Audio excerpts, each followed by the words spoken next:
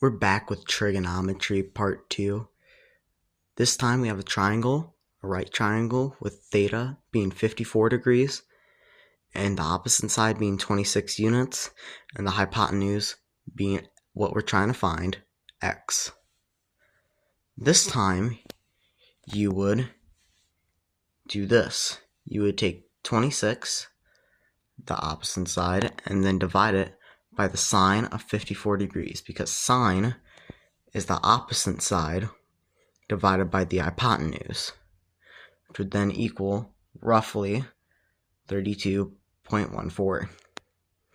Now, why is this different from last time's problem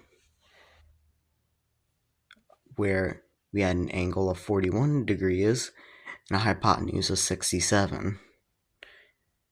And that was because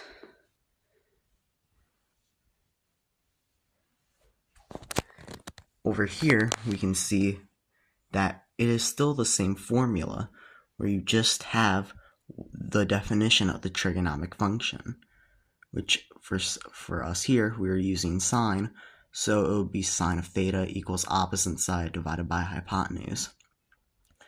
It would then give us this equation, which looks pretty similar to last time's, except obviously we're using a different trigonomic function, and instead of x being the numerator is now the denominator.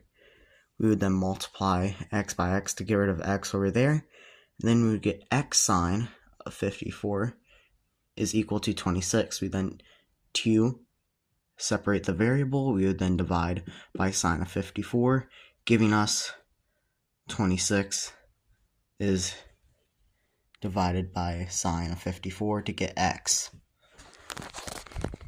So we're still using the same equation technically. One last thing when dealing with right triangles would be trying to find an angle. Here we have 5 and 6, 5 being our opposite side, 6 being our hypotenuse, so we would use sine again to find the degree. However, this time we are using a new type of trigonomic function called inverse functions, or the arc functions.